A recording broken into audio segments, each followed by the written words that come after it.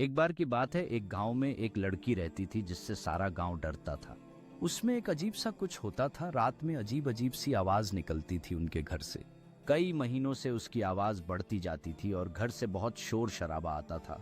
गांव वालों ने फैसला किया कि देखते हैं उनके घर में ऐसा क्या है जो रोज सोने नहीं देता। ऐसे ही क्या चीज है जो इतना शोर कर रही है। सब लोग उनके घर में जाने के लिए तैयार हो जाते हैं। लोग भागकर उसे देखने जाते हैं और उन्हें लड़की के अंदर आत्मा दिखती है। उनको और में सब भागने लगते हैं वहां से। आगे क्या हुआ ये जानने के लिए सबको सब्सक्राइब करना पड़ेगा। दूसरे पार्ट के लिए हमें सब्सक्राइब करें।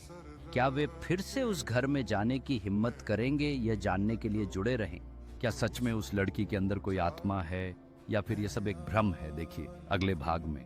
गांव के लोग एक पुराने किस्से को याद करते हैं जो उन्हें उस लड़की और आत्मा के बारे में जानकारी दे सकता है।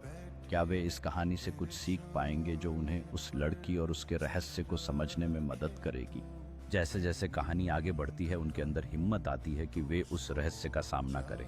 वे एक बार फिर उस दरवाजे पर दस्तक देने के लिए तैयार हैं, यह देखने के लिए कि क्या सच में उस लड़की का कोई राज है। जैसे ही दरवाजा खुलता है हर कोई देखता है कि लड़की क्या कहती है। वह अपनी कहानी बताना शुरू करती है जो सबका दिल जीत लेगी और बताएगी कि उसकी जिंदगी में क्या हुआ।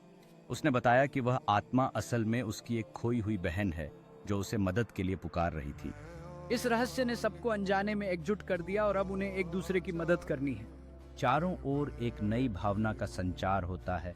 अब सब मिलकर उस आत्मा को शांति दिलाने के लिए कदम उठाने के लिए तैयार हैं। जैसे ही वे अंधेरे कमरे में जाते हैं हर कोई जानता है कि यह उनका अंतिम सामना होगा। आत्मा धीरे धीरे उन्हें अपनी कहानी बताने लगती है और हर कोई उसकी आवाज में समझता है उसके दर्द को।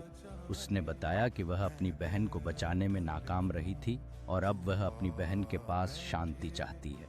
जब वह अपनी बहन से माफी मांगती है तब आत्मा का चेहरा हल्का हो जाता है और वह शांति पाने के लिए तैयार होती है।